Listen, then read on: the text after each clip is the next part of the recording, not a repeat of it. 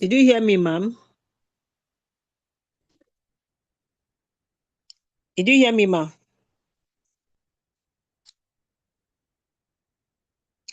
Hello, Barrister Augustina. Did you hear my question?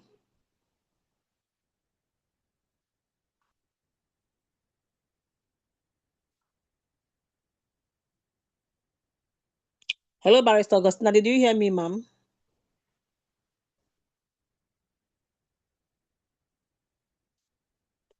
Please, can anyone hear me? Yes, we can hear you. Yes, ma'am. Okay, ma'am Augustina, can you hear me? Okay. Okay, I guess she's not here. Okay, ma'am Judith Odokun, are you here? So we can take your own question, ma'am.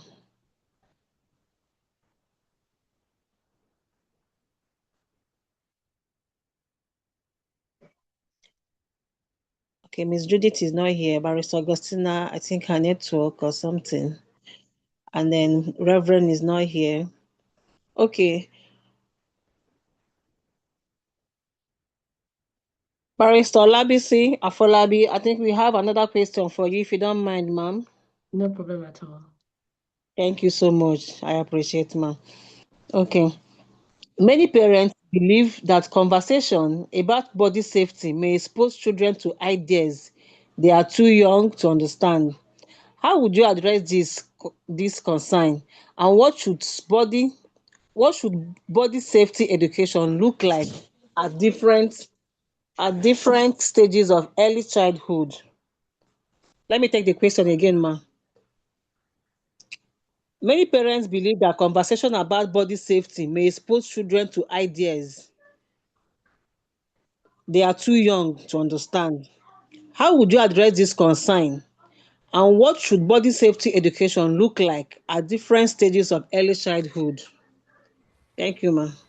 All right, thank you so much. I think I see comfort now. For me, I would always say that you spoke about early years, right? If I got Yes, you correctly. Yes. yes, So ma. Yes, ma.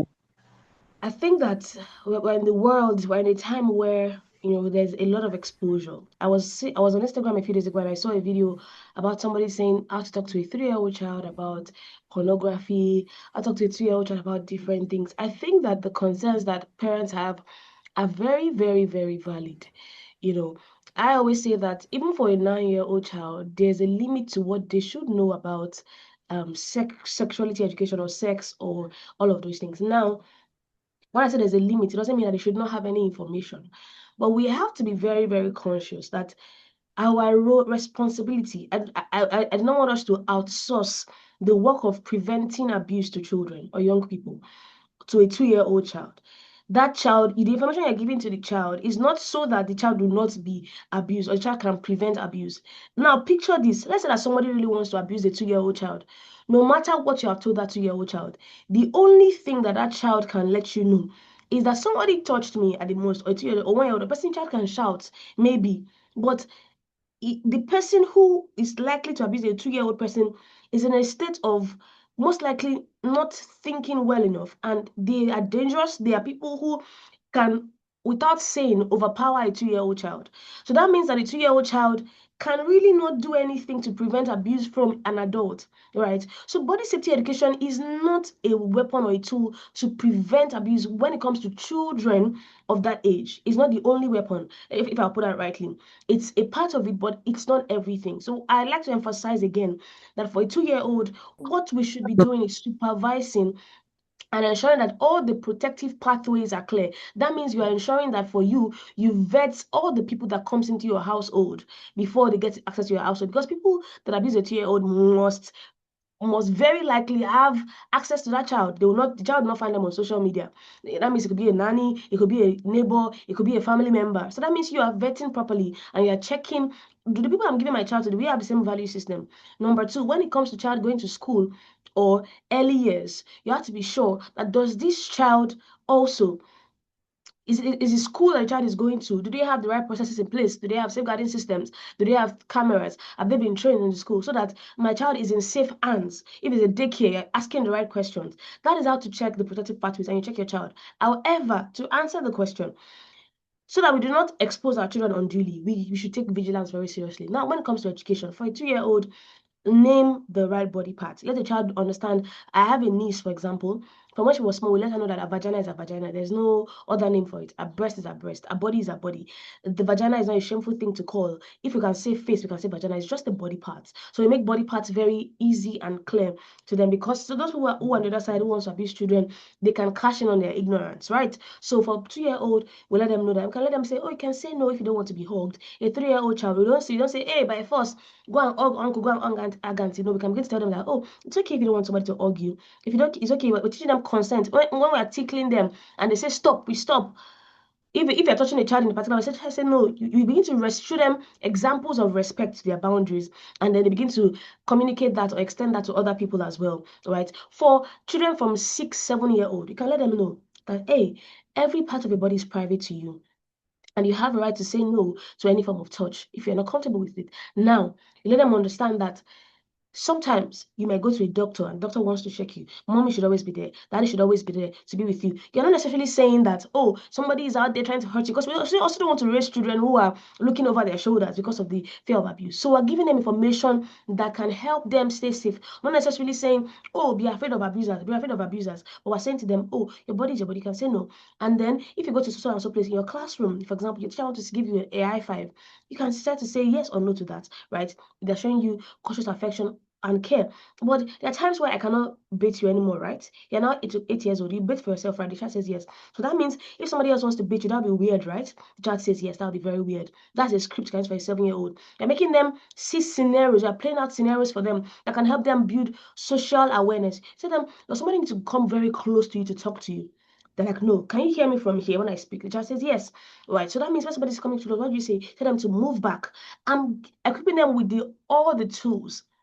Now, because of where the world is, we might want to go into more details for teenagers, right? And tell them that, oh, this is how your body will feel. You have hormones. This is what happened. In fact, from biology, they begin to learn about reproductive organs. They begin to learn about puberty. So you talk to them about puberty, about the changes in their body, what it means for them. It's not that if somebody touches you, you get pregnant. That's not true. You tell them the truth about what happens in their body, right? What happens in your reproductive system. For me, for example, I never heard anything about menstruation, my reproductive organs until through school, when somebody came to our school to talk to us about it. Nobody in my family really sat me down to have that conversation, right? And we must know that as we're trying to have the conversation, people outside also maybe having contrary conversations with the people. So it's important to let them know that, oh, this is what happens in your body, right? This is the truth about menstruation. This is the truth about reproduction. However, I personally go with the message of abstinence.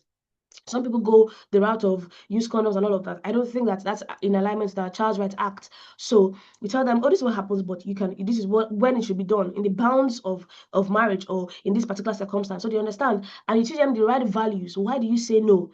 Why do you choose where to go? Why do you choose what kind of parties to attend? Why do you choose what kind of house of your friends that you go? Because sometimes you will not be with your children 24/7. It is the values that you teach them that goes with them. So as I said before, for children in the early years, supervision is our best bet. However, we can begin to teach them about their body parts and appropriateness and body autonomy at every point in time, and not force them to engage in physical contact. And lastly, we exemplify how it should look like when they can say no. And we also are there when they say, Mommy, no, that's okay, stop tickling me. We take it to heart. When they say, no, I don't want to go to that particular place, we are asking more questions. When they show discomfort, we are doing more in that regard.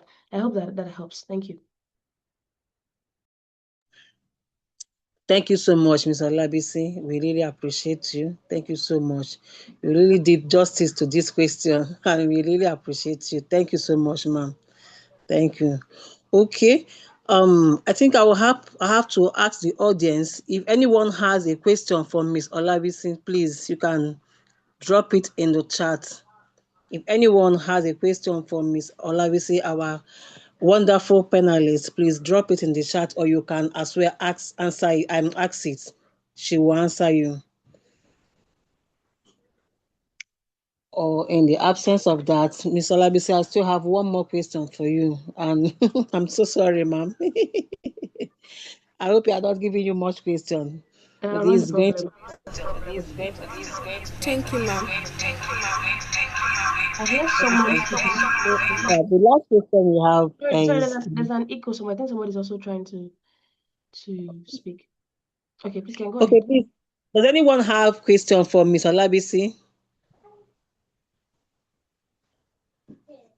We want to check on other panelists as well if they're around now, just so that everybody has Okay. to check. Yes, I'm checking. Reverend Jonathan, are you in the house already?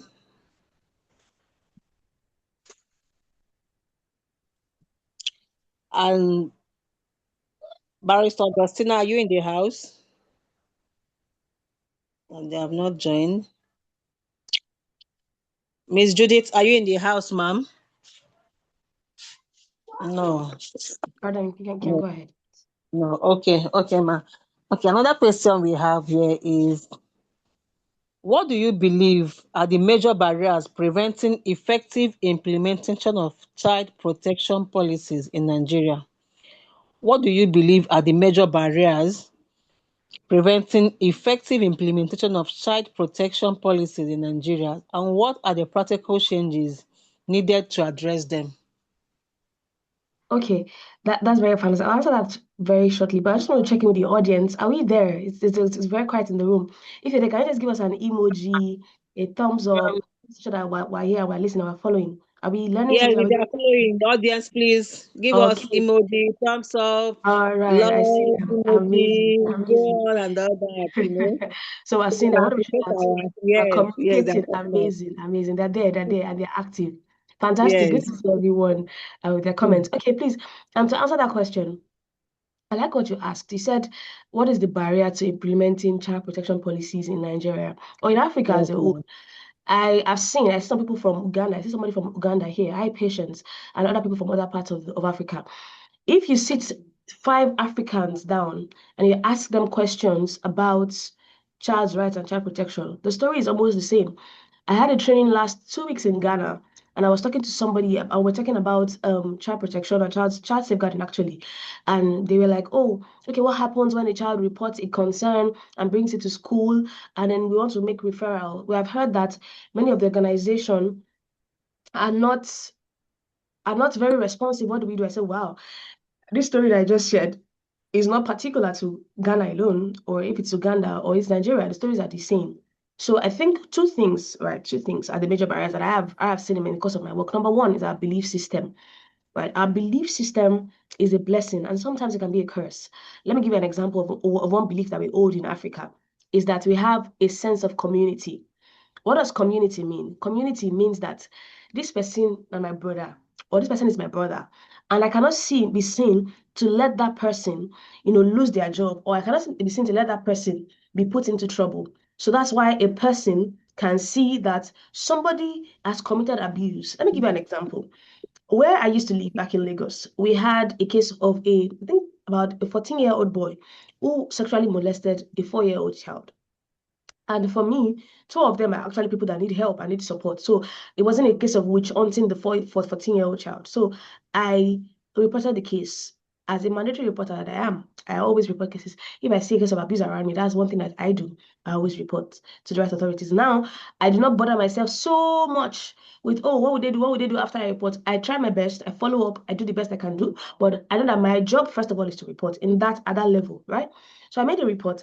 And then by the time I heard about the case a few months later, I was told that the girl was taken to somewhere else to cool off, in quotes, and the boy was also taken to also taken somewhere else to be helped in a church.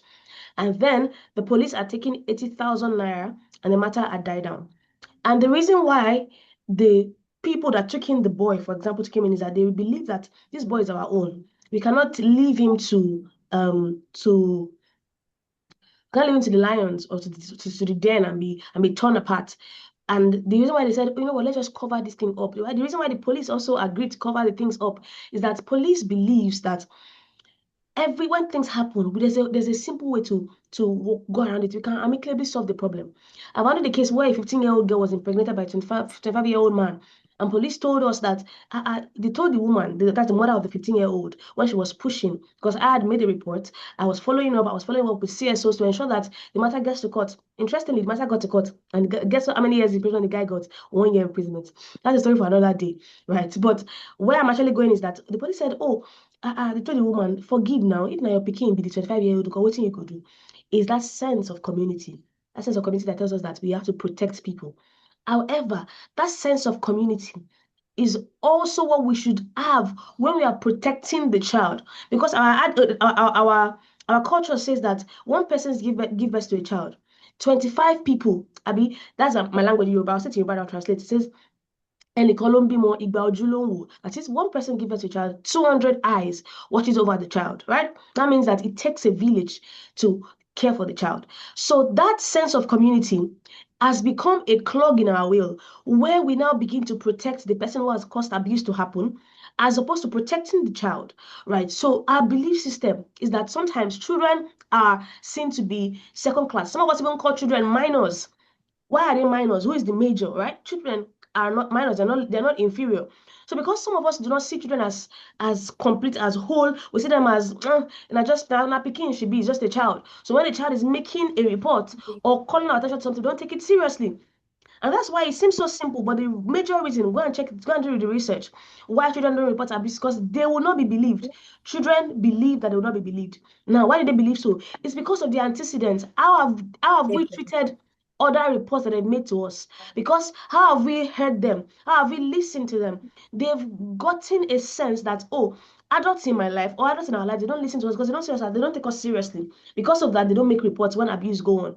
So the first thing is that our belief system is on one side. The child protection laws and policies are on one side. A teacher still believes that it needs to flog a child before the child can learn. Now, don't get me wrong, they're very amazing teachers who even have best intentions. I have taught before, my parents as teachers, so I believe in teaching. I respect teachers a lot, but I see some teachers who believe that children should be shamed for them to be learning. Oh,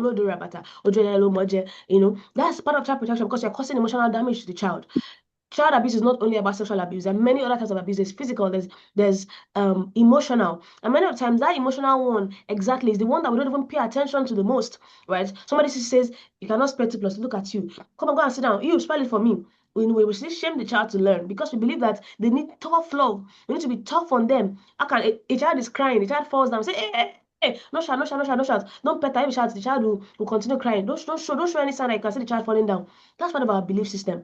And I like to say that our belief system is one thing why we still have issues with our child protection policies, because we don't agree with these policies. We still believe that when something happens and it's a family member, my language will say, that is, let us cover things up because it is a wound that came up even from the household. That's a belief system issue. That's one.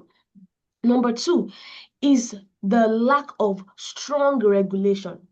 I always say to people, what it takes to own a school in Nigeria, in the reality of it, I'm not saying ideally, is that I have a building or a space, not even a building, a small space that I can use. I have somebody that can teach. I have children that are willing to come, and that's all. I need to set up a school, right? And children will be coming, they'll be paying, and the school will be running. There are many schools right now in Nigeria that do not have any child protection policies, that have no child protection structure, and there's no regulation. Right? There's no regulation for enforcement. In Lagos State, for example, Nigeria, we have a mandatory child protection policy that was done in 2016.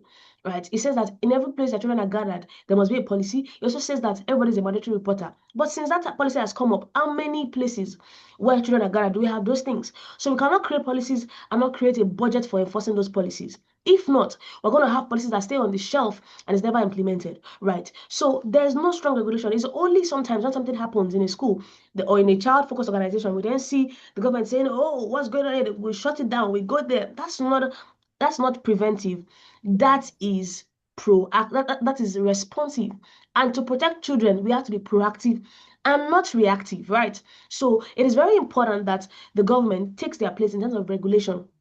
We need to regulate organizations and bodies that take care of children, so that we are sure that the people that go there, they are they are fit for the purpose. For example, in some climes, we have what we call the sexual offender register, where you can check before you employ somebody. Has this person ever gone through any form of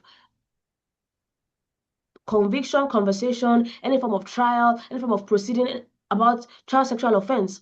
You would know, but we don't have such very comprehensive. We have some, I think we have in Lagos, we have in some, we have even a federal one, but is it very, very efficient? Do everybody know about it? Can we all access it? That's what it means for a system to be very end to end. That if I report a case today, I'm sure that from the point of giving the child shelter so that they are safe, to the point of court proceedings, to the point of arrest, to the point of medical care, that child can get the end to end support that they need. That's me being concerned for their safety. That is when I have a proper child protection system that, as mentioned in the policy. So two things that are very, very key is that, number one, we don't have belief system that aligns with our policies. Number two, we don't have strong regulatory backup and strong response and clear mechanisms for the government. And until those two things are fixed, one lies with us, belief system. We all need to change how we think about children, how we see them.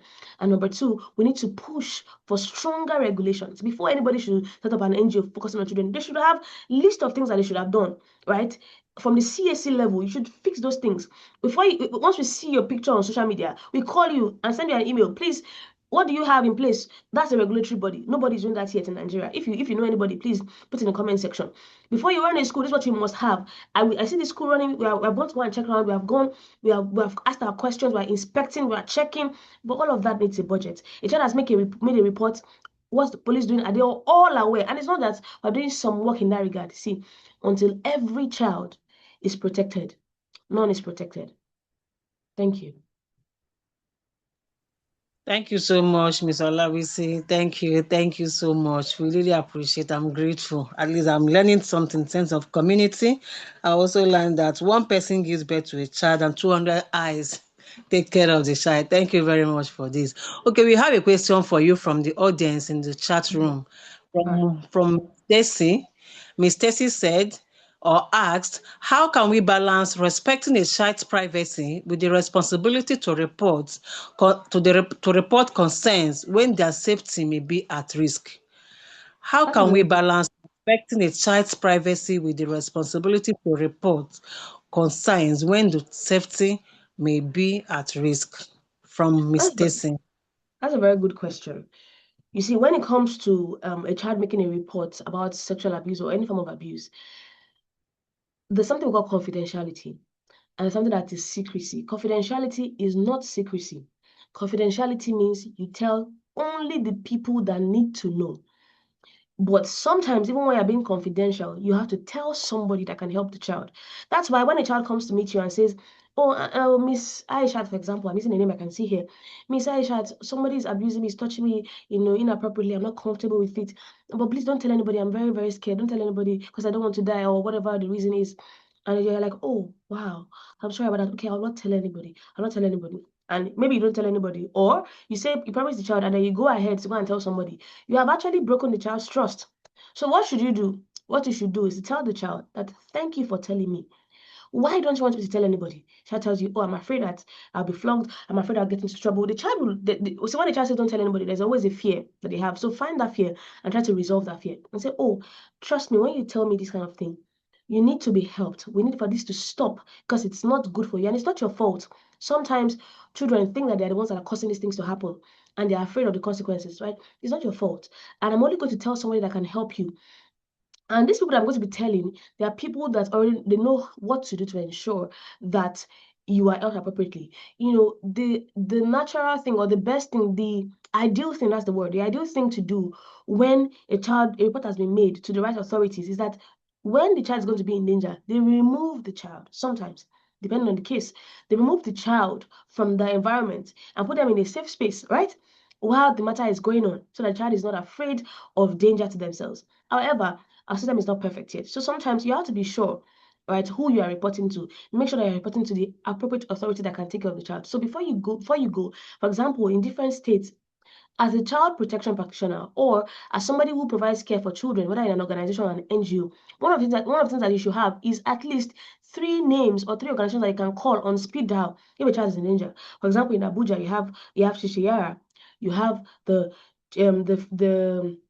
you have Yara, you have places like the Ministry of Youth and Social Development, you have the CPN, that's the Child Protection Network. In Lagos, you have DSVA, Domestic Sexual Violence Agency. You have WARIF, for example, in Lagos. You have Mirabel Center. Those are known organizations that have the right processes. So what happens that when you report to them, they understand risk assessment. Because one thing we must always do is that we must do risk assessment. But as a teacher, or as somebody that just provides direct care for the child, your job is not to investigate. Your job is just to make that report to the person that can help the child. If in your school or your organization you have a safeguarding focal point, report to that person. That person knows what to do to ensure that they don't put the child in danger. Do you understand? So once you don't go about discussing the child everywhere, you are keeping the child safe, right? But not reporting does not keep the child safe. It keeps the child in perpetual danger. So we report, but we report only through appropriate channels. And when we do that, we're keeping the child safe because those are reporting to, they are trained to know how to handle a case so that they don't put a child in further danger. One of the key pillars of survival support or response is that you do a risk assessment. And based on that, you know how to approach the situation. Sometimes you don't go to the child's house. So it sometimes you separate them. When the child is in school, you meet the man in the office. Depending on the case, do you understand? The people that you report to, they know what to do to ensure that the child is not in danger. Right? Yeah. I hope that helps. Tessie, please confirm in the comment that that answers the question. Thank you very much. Miss Stacy, I hope she answered your question very well. Thank you so much for asking, and thank you so much, Miss Olabisi, for answering. We appreciate it. We have another question in the chat room from Okay. one Mr. Rumana. He said, what specific psychological de-escalation techniques can a teacher or a social counselor use to stay completely calm under when a child discloses horrific details? Okay, I like that What question. specific? I've seen Ma? it. Go ahead. Okay, I like ma. I've heard the question. So I really Okay, like the ma. question because that Okay. question borders on what we call psychological first aid. This is what I would say. Everybody who is, whoever that's on this call that works with a child, note this down, write it down. And when you're done, go online and find courses on psychological first aid or psychosocial first aid. It's called PFA.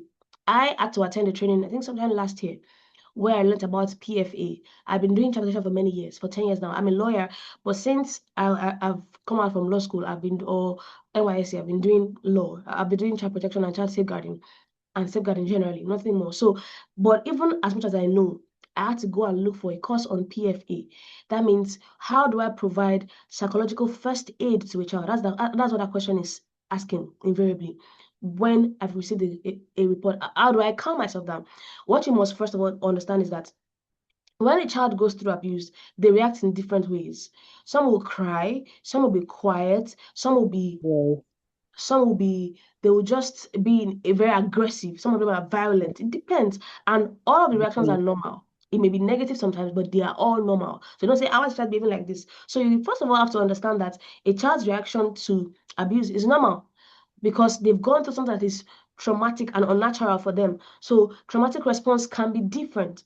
So as a teacher or someone that works with children, you have to first understand that the child may react differently.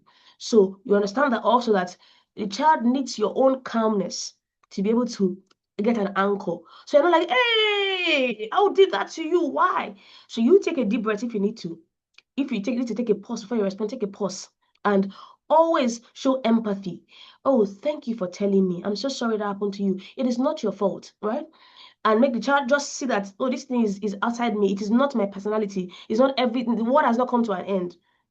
And I don't make promises to a child that you cannot keep during that process, right? You yourself have to be calm. You calm the child down, and I don't know that this is not your fault. I'm so sorry. I believe you. Thank you for telling me, and I'll take steps to ensure that you get help, right?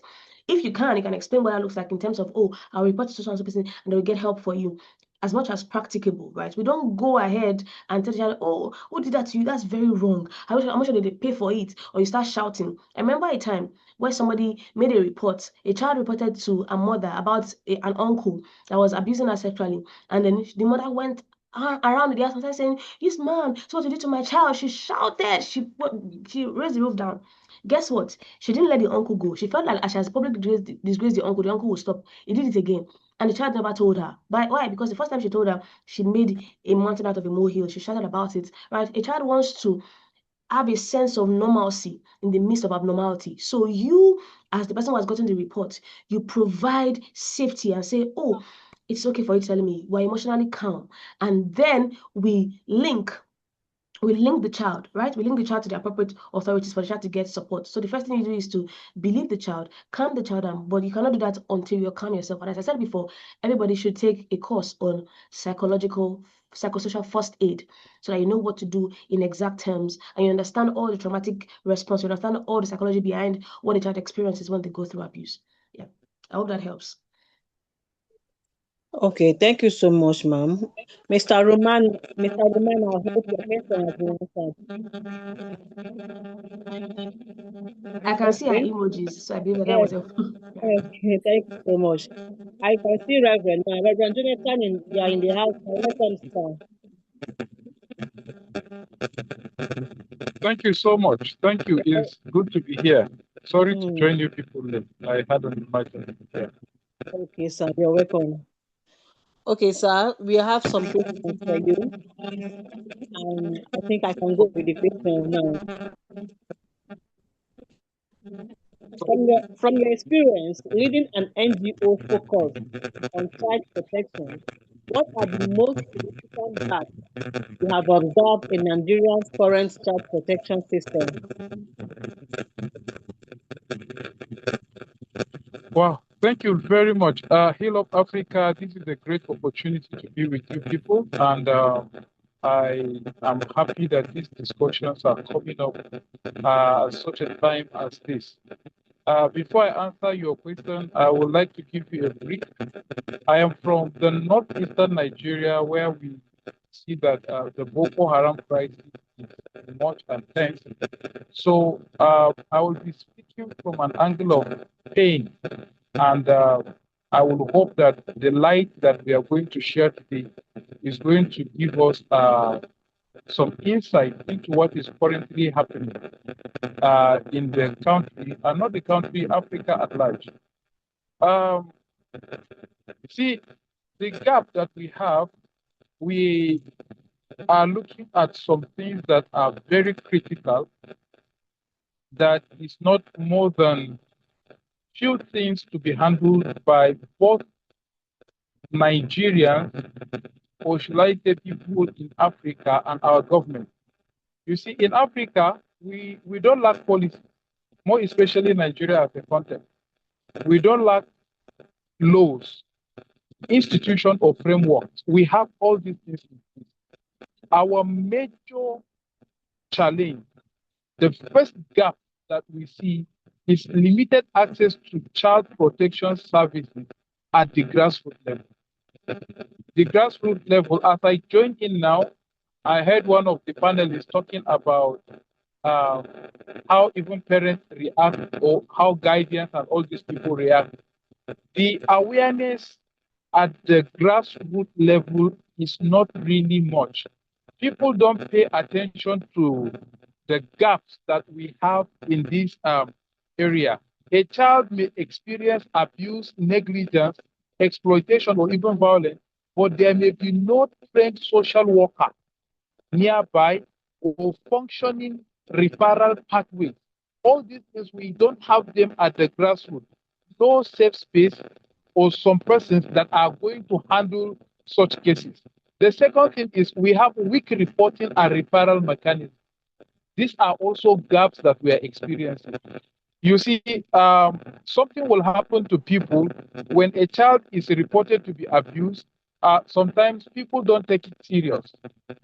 The system of reporting, where it happened, who received the report, who provided immediate protection, who is investigating the matter, all these things are not there. And another thing we have, the gap we have, is under investment in social services. This thing that we people are doing here, we are creating awareness. And you tend to see that we don't give attention to things like this. So it's the gap here is widened. People don't get information. As far as I'm concerned, from the northeastern Nigeria, I believe it's in all parts of the country. When you go to the grassroots level, you will see that people are even threatened about reporting this kind of thing. Because of lack of social media engagement, we don't invest in this thing. So people don't get the information that will give them their right. So I think with this viewpoint, I want to raise my case now so that we can address other matters. Thank you.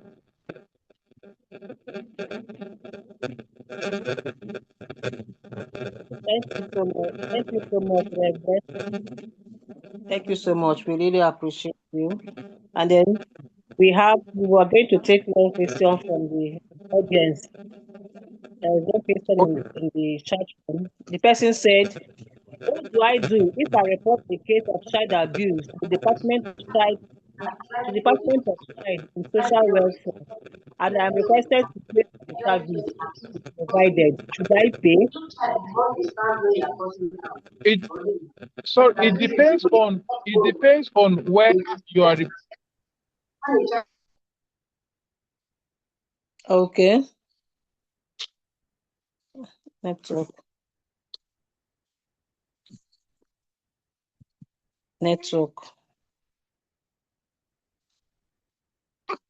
Hello, Reverend. I think network. Okay, Reverend is back.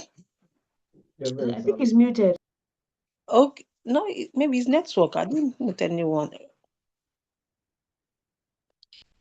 Hello, hello, Reverend. Can you hear You're us? muted, sir. You need to tell him. Maybe it's from his end. Okay, It's from my end. I think it got muted from my end. Sorry. okay, sir. Yeah. Now, as I was saying, we need to know who are we reporting these matters to. It's very important. So you don't just go to the police and say, I want to report a rape issue or an abuse issue. You will ask them in the police department, who are the people responsible for such cases? Even in the police department, it's not everybody that is handling every matter.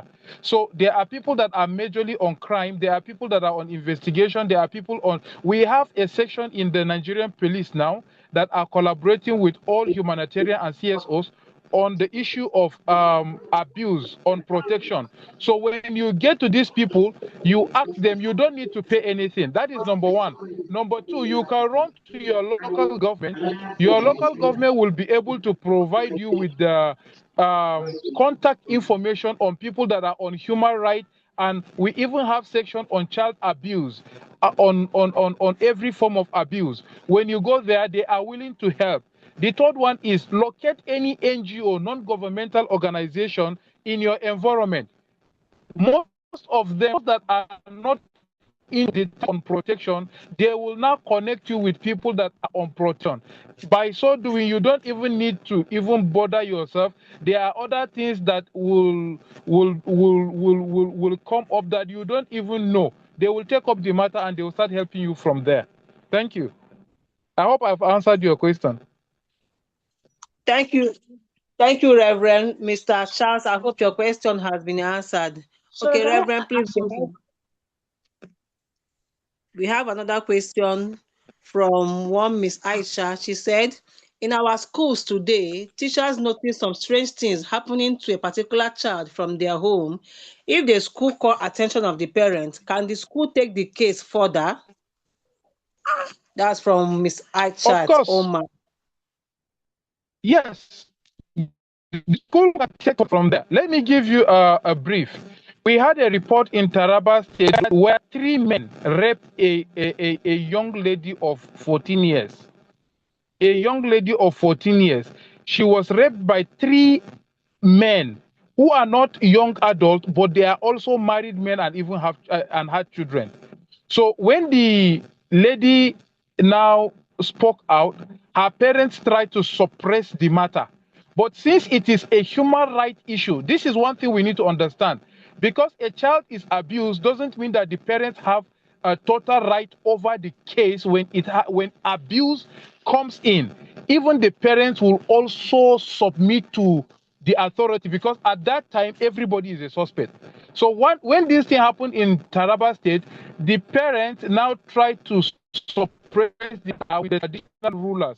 The school authority where the girl is, they pick up the matter and they call us. They called a particular CSO, and the CSO got in touch with us. We now invite the police, both the parents, both the culprits, the people that are involved, even the traditional rulers. Some of them were arrested. We're dealing with human lives here.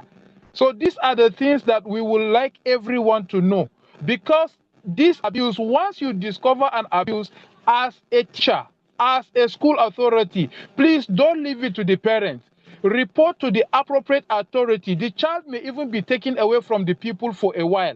A lot is going on with the child. Not only in that moment of, not only the pain of the abuse, but there is also a trauma. There are a lot of things that we need to do on the child so that that person will regain sanity, so that that person can come back to the community. No matter what happened, whether a boy or a girl, once this abuse comes in, that person is no longer normal. Not even the parents have what it takes to help that child. So even in humanitarian context, we have people that are specialized in trauma healing. They will help the child. So it's more than what a parent can do. This question is very important. Thank you, Aisha. Report to the appropriate authority. Even the parents don't have jurisdiction over that child again once the abuse is seen and once the abuse is established. Thank you so much. Reverend, for answering that question. Thank you for doing justice to this question. Thank you, Ms. Aisha, for this wonderful question. Okay, Reverend, Dr. Mariam is concerned alone is asking, in case wherein the child confided in you that he or he has been abused, and then you as a child protection individual want to take the necessary steps to have a redress for the child, but the parents and the community people are against it. The parents say they don't want it to be because he's a powerful and influential. The community too is saying they want their community to be blacklisted. The child, on the other hand, changed her statement. What do you do at this point? Now, I've said it in answering this question.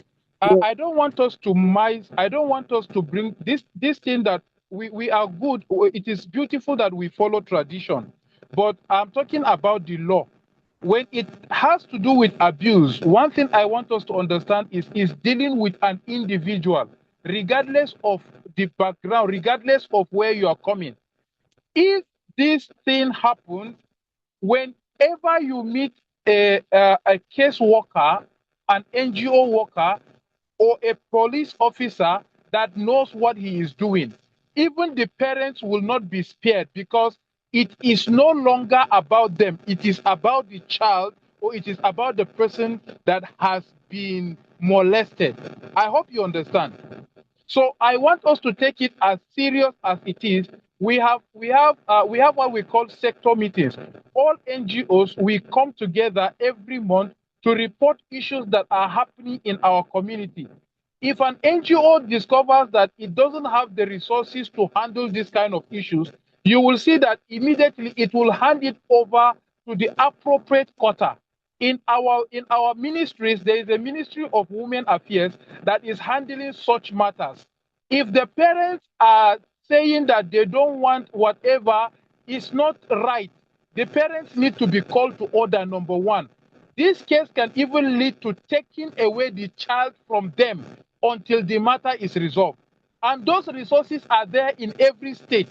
It's for us to tap into them. It's for us to ask the right question and to meet the right people that are supposed to do this. That is number one. Number two, what we are doing as humanitarian workers is to create awareness, much awareness, even to the traditional rulers, even to our places of worship, that we shouldn't be silent about things like this.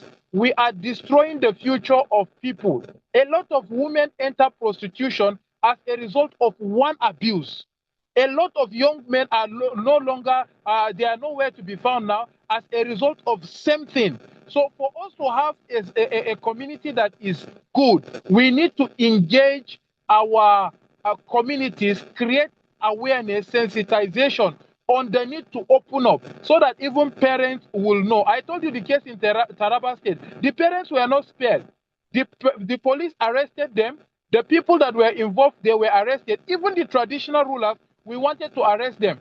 But there was a miscommunication, according to them, from the parents to the traditional rulers on what happened. So that was actually what happened. We don't keep quiet. Please, let's find a way of helping our children. You can reach out. I told you, Ministry of Women Affairs, NGOs or CSOs. We even have the police, the civil defense. All these parastatals, we have them, and we have people that are on protection matter, more especially on abuse, domestic abuse, child abuse, and all these things. We have them there. I hope I've answered your question. Thank you.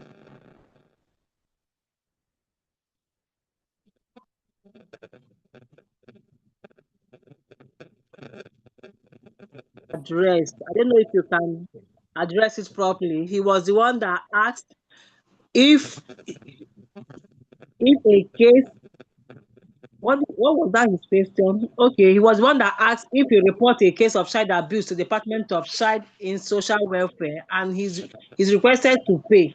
Is he going to pay for the service? No, you are not supposed to pay. Let them know that you are not supposed to pay for anything. If it is a government parastatal, you are not supposed to pay for any services. All these services are being paid for and they are being catered for. So we are not supposed to pay any money to anybody.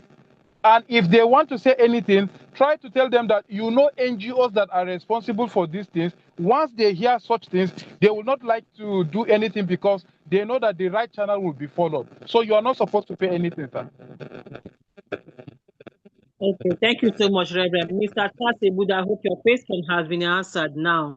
And then our other panelist, Miss Olabisi, is raising hand. Ma'am, do you have anything to say? You are raising up your hand. Yes, I wanted to add that I think I understand where Mr. Charles is coming from. There are some realities on ground. I agree totally with Reverend in the sense that we cannot stop talking. We cannot stop advocating and stop talking until our child gets the support that they need. But in reality, I've handled a case before where the police asked me to bring 15,000 naira because they need money to buy fuel, right? To go and arrest the perpetrator or the alleged perpetrator. So those are realities that we see on ground. It is not usually a straight line, right? Sometimes you go to the parastatal, sometimes you go to people that report, sometimes they have challenges, sometimes they have drawbacks. But what we would do in the best interest of our children is to keep speaking and to keep looking for authorities. When I experienced that, when they asked me to pay 15,000 naira for fuel, what I did was to look for another CSO to call, and then they leveraged on, I called the CPN, I called different organizations, CPN is Child Protection Network, and then they pushed until that matter got to court. When it got to court, we still experienced issues. It was the lawyers from the ministry that actually asked the woman to settle, and at the end of the day, we had to do a plea bargain, and the person got maybe like 1 year imprisonment or something. So what I'm saying is that it is not always a straight line. There are real issues on ground that can be frustrating sometimes or be challenging. So I'm just saying this to add to what Reverend is saying, that the truth is that we would have challenges. Sometimes it's not always a straight linear line. The times that you would go out and then you'd wonder to yourself that, are we not all talking about child protection? Are we not all passionate about this issue? Why are some people being like a bicycle? But sometimes they also have budgetary issues. It is not the same everywhere. We don't have resources everywhere. Or maybe they are and they're not using it as they should. But sometimes you actually experience real bottlenecks, which I think is probably where Mr. Charles is coming from. But whatever the case, for our children, we cannot afford to stop. We cannot let the challenges stop us. So that's why I agree with Reverend that says that we keep trying and we keep speaking up. One agency does not work, we try another. But the truth is that sometimes that's what another person is saying, that what we do and they don't do anything. There are times where that happens actually, but you actually look for another agency that can help you speak up and can help you follow up, that can help you like be a pressure point on those other agencies. You keep trying, but it is true that sometimes, like people have said in the comment section, that you try. I've called before. I called an agency because it was night. A woman has been macheted because her child was impregnated. They told me that I should wait till the next day. I mean, a woman is pouring out blood on her head like this, and her child has been impregnated. Like, how do we solve this? A child is in danger. They said I should wait till the next day. I had to go through a private hospital to get help for the woman, right? So these realities are on ground, and I want to just acknowledge that for those who are making those comments in the comment section. But what we will not do is to give up, because our children's lives are at stake, right? Thank you very much. Thank you so much, Mama Olabisi. Yes, we will not give up. Thank you so very much. Okay. Thank you, Reverend. Thank you, Miss Olabisi, for these answers. Okay, I think Barrister Augustina in the house now. Barrister Augustina Nwafor, are you in the house now? Yes, I'm in the house. So sorry. I've been having network challenges up and down. So sorry. So sorry, ma. So sorry about that, ma. Okay, ma, we have one question for you before we take another one from the chat. Okay, beyond teaching children to protect themselves, what practical changes should parents, schools, and caregivers make in their everyday environment to reduce opportunities for abuse and build a stronger culture for child safety?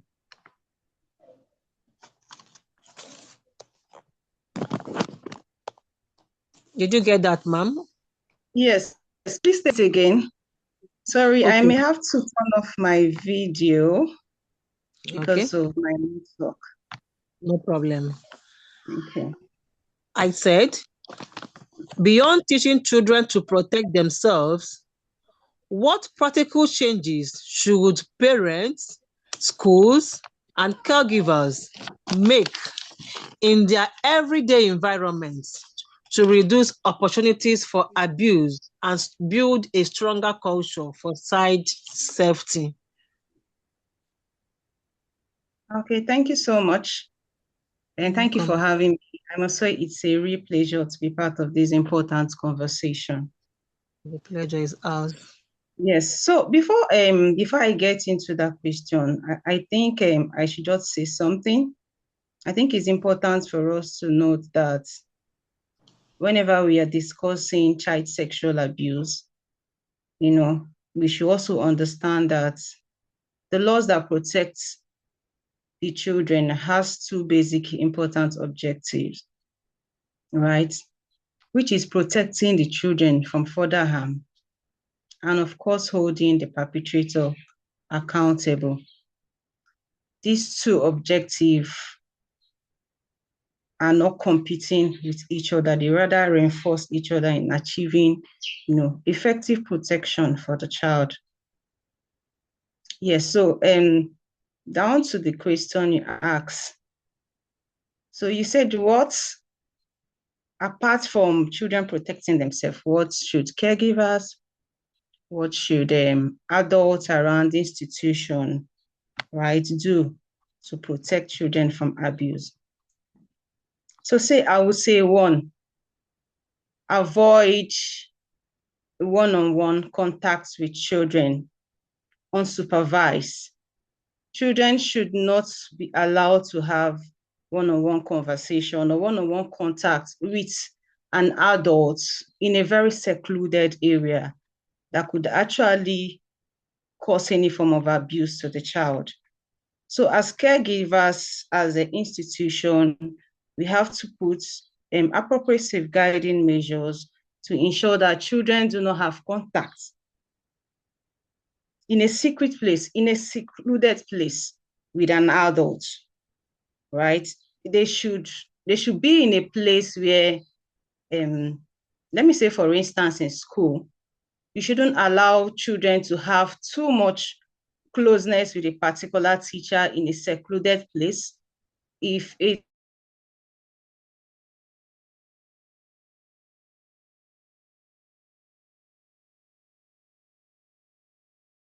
is if a pupil, if a student classroom, there should be no child to an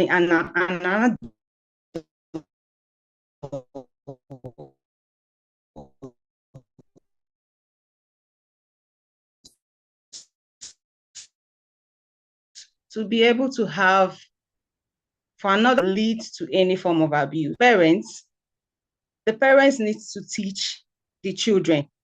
They need to teach them about self-awareness, self-boundary, when to speak up, activities and behaviors that are not safe for them. the parents need to inculcate boldness in the life of the children to the extent that they can speak up whenever anything happens to them, right? And again, as an institution, there could be safeguarding principles, policies, where children knows how to report abuse cases. There should be a clear panel, a clear channel for that, right? Yes, so apart from the institution, another thing I have to say is that for an adult, we should be able to build what we call a good relationship with children. Your child should be able to communicate properly with you, to be able to tell you anything. If communications, if relationships are well built between parents and children, between teachers, between institutions, reporting issues of sexual abuse will be easy. And once children speak, or once a child speaks up, immediately a child begins to get safety, right? Begin to get the protection that the child deserves, right? And again, I would say for an adult, for the parents or a caregiver, we should also be able to ourselves learn about sexual abuses, learn how to identify those signs ourselves, educate ourselves, know the laws that protect children, know the right channel to report cases, know who to reach out to, right? Know the organizations, and then know exactly where to seek help when the need arises. And try not to keep calm, try not to handle sexual offenses like a family matter. It is an offense. And of course, it is an offense against the state, not just against, yes, it's an offense against the victim, the survivor, but it is an offense against the state. You know, the state is the one that has the responsibility to actually pursue for the right, protect the right of that child as a criminal case, as a criminal offense. Again, okay, I will say, okay, I think I've been able to answer your question, right? Okay, thank you. Yeah, thank you, Barrister Augustina. Thank you so much. I appreciate. We have to avoid one-on-one conversation with adults. Yes. Children should avoid one-on-one conversation with adults. Contact. And closeness, yes, contact in a particular, okay, in a secluded place. Yes, we agree to that. Thank you so much. Okay, I think we have one other question for Reverend. Reverend Jonathan, are you still in the house? We have one other question for you. I am here. I am here. Okay, sir. Okay, we have this question for you, sir. How can government and NGOs work more effectively together to strengthen child protection interventions at the grassroots and ensure the vulnerable child are not left behind? Okay, thank you so much. This is where all of us now come in.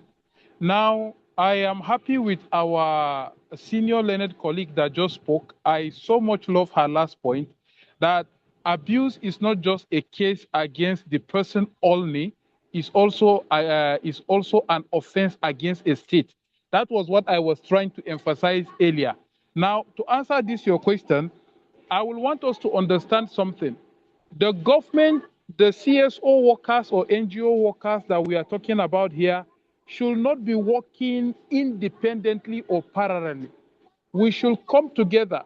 That is why in my state now, like we call it the Bay State, Adamawa, Borno, and Yobe State.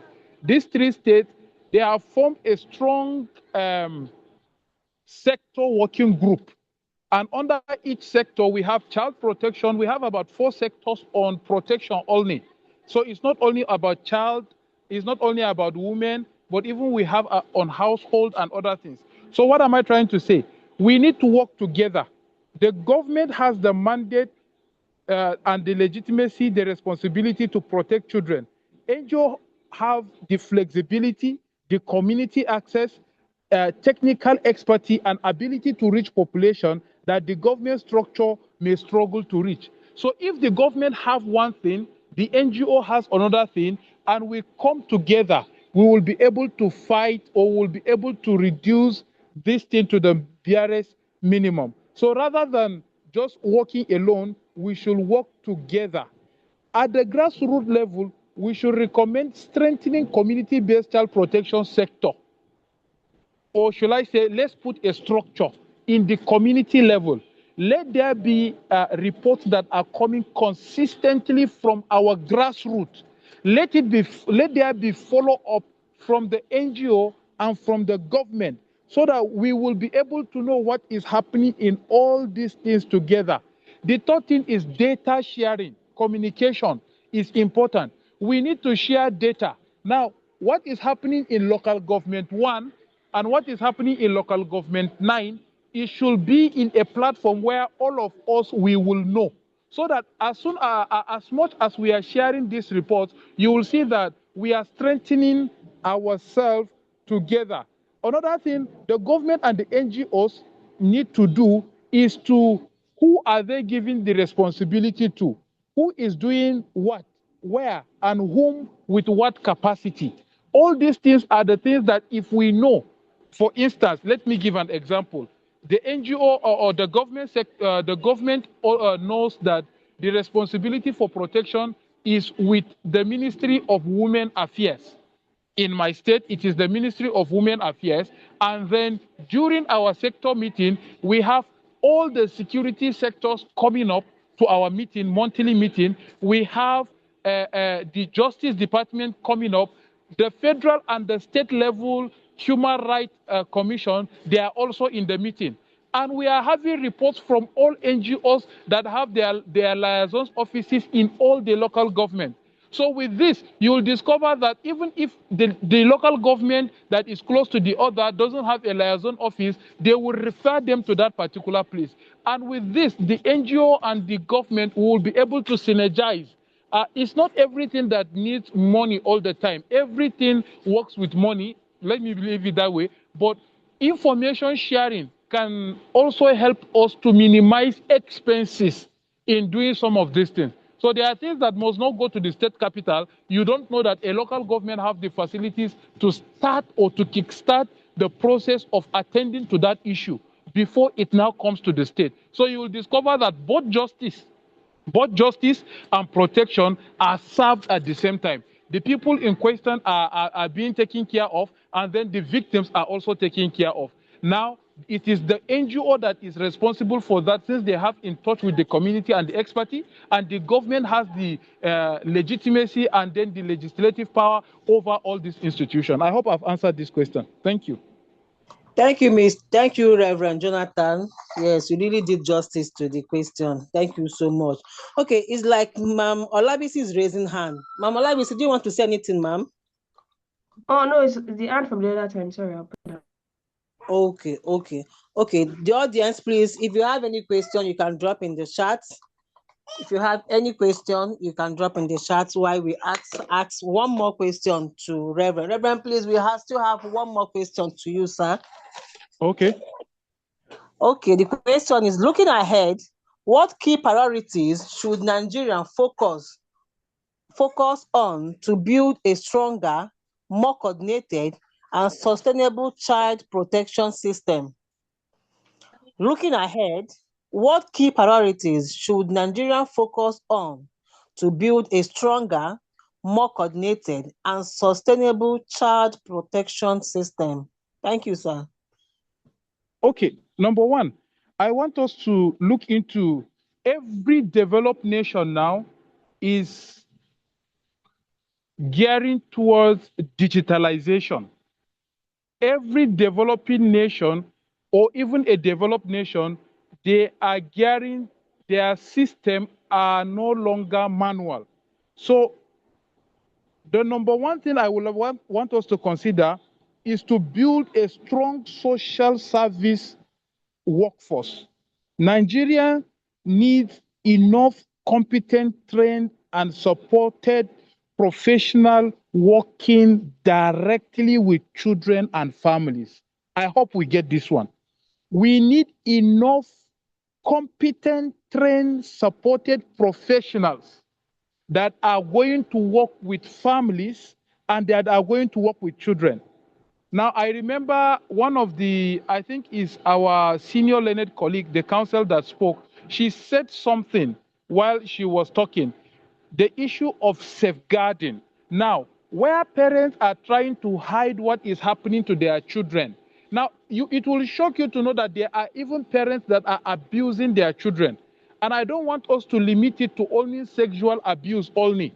I want us to open our mind. So these safeguarding officers are trained professionals that need to work with families. Some parents did not know. Some parents is because of how they were brought up. That is how they are transferring such aggression or such lifestyle to their children. Some of them are just wicked people in the community. But when we have this when we have this social service workforce in our community, you will discover that we will go far. Strengthen the system at the community level. I cannot overemphasize this. Child protection should not begin only when a case reaches at the government office. We need to prevent and early identify with the community, school, family, faith, our place of worships, and other places where children live and interact. In fact, there are fellowships that we need to work on. There are fellowships that we need to go and sensitize, where we know that children used to gather. Like during this long summer, children used to gather for lessons, for skill acquisition, for a lot of things. As our learned colleague said, not only with the adults should we not leave them, but even to themselves, we should put ears to hear what they are saying. And this thing has to go to the community level. We need to talk with the people in the community level. Now, we need to invest in prevention, not only response. This is where the matter gets strong now. We don't need to wait for case to come to our table. We need to take the case outside so that we can create awareness. We can prevent if we are investing in sensitization, if we are investing in workshops, if we are investing in training, you will discover that we will not have the problem of responding to victims. We will now be preventing the outcome or the event of these things happening. If we create a sensitization where we have a lot of children in the school and they are aware on how to keep themselves on how to know the red signs when an elderly person is talking to them, to know all these things. By creating such awareness, we are already preventing it. There are schools that even the head of schools, they don't know much about safeguarding. But by the time we begin to talk to them, even them among themselves, they will put eye on their fellow teachers and they will know who is sending the bad things to the students. All these things are product of safeguarding. Now, build integrated referral and management system is also important. Let's network among ourselves. Let's build it. Now, this particular meeting that we are having is one of the strong advocacies. Resources have been put together and we network now. We know ourselves.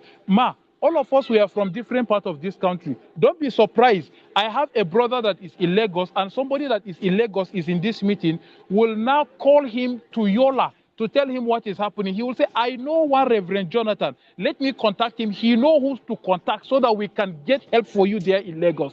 This is the power of integration and networking. Let's put these systems together and then it will help us. I don't want to take much of our time, but let's have a sustainable financing and accountability.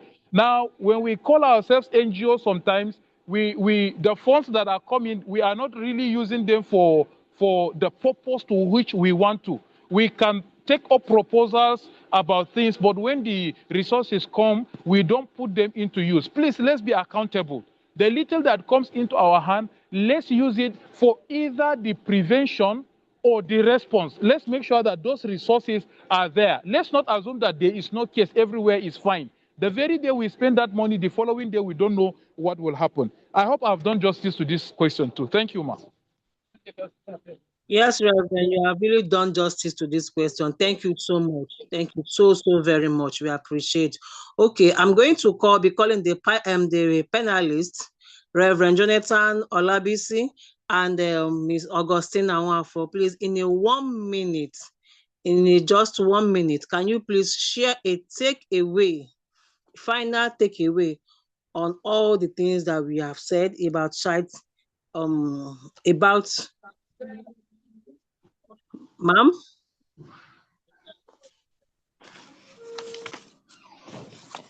Can you hear me?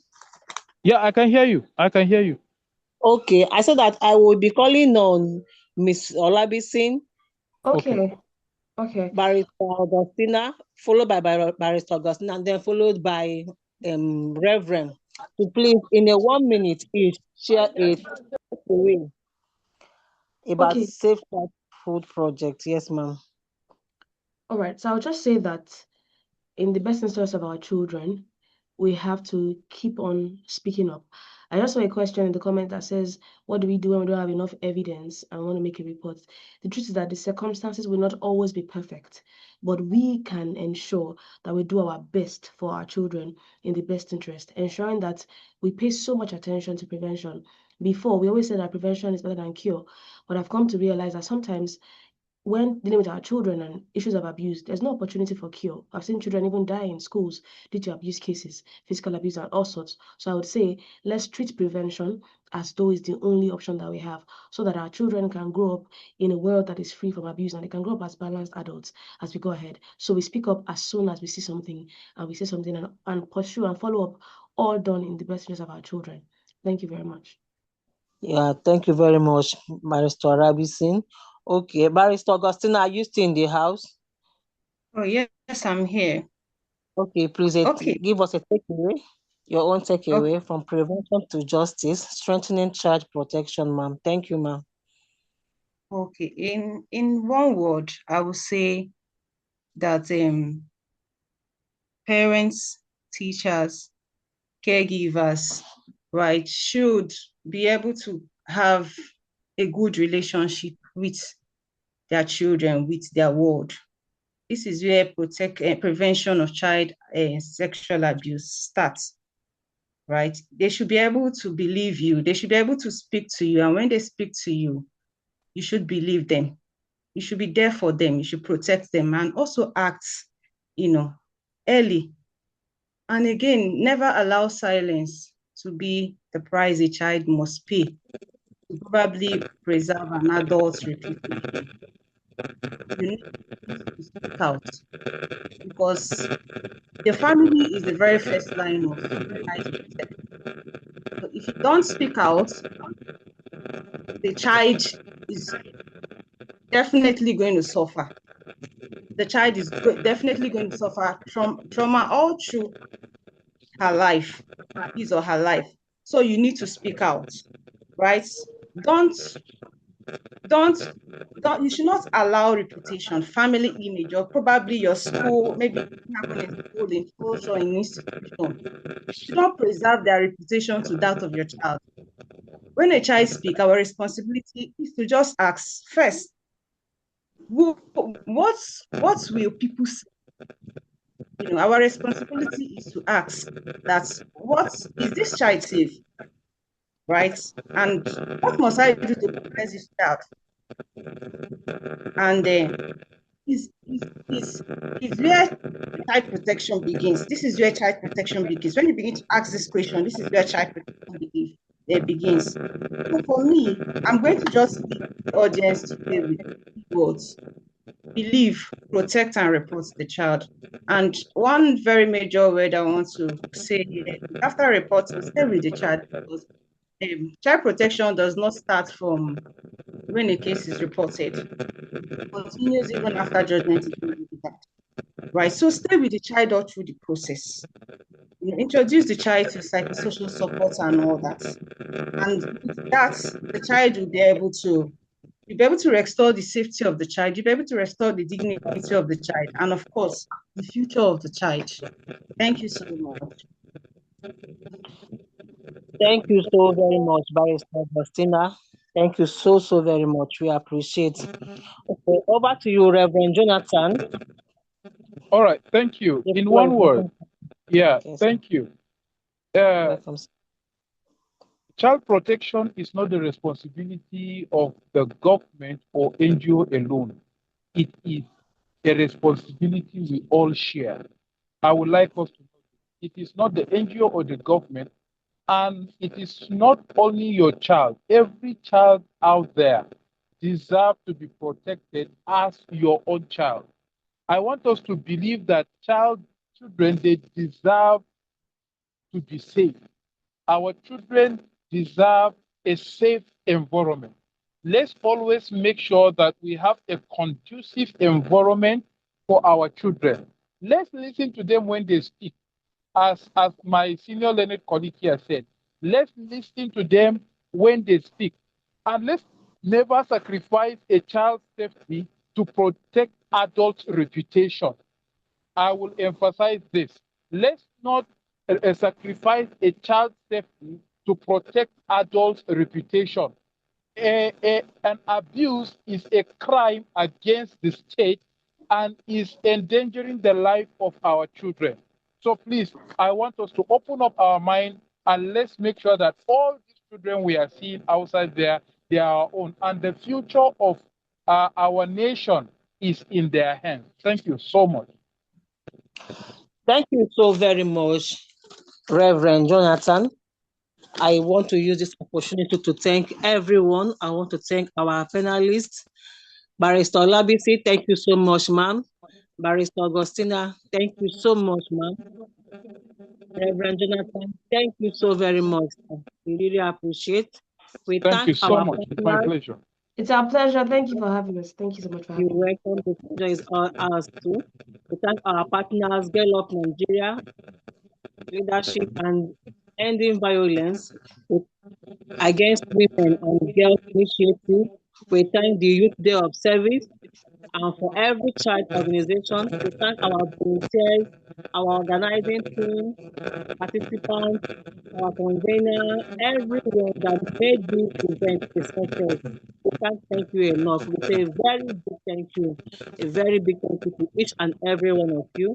May you remain blessed. And may we also remember that every child deserves to be safe. Not only your child, but every child out there deserves to be safe. When you see something, say something, and then follow it up and make sure that particular child is well safe. Thank you, everyone, as we're going to end this panel session. Thank you, Heal Up Africa. Thank you, everyone. Thank you so much. Thank you so much. Thank you, ma. We really appreciate you. You're welcome. You're welcome. Thank you. Thank All right, you. bye Thank everyone. you. Thank you so much. Bye, everyone. Thank you. Thank you. Bye. All right, thank you, Heal Up Africa. Thank you, everyone. Thank you.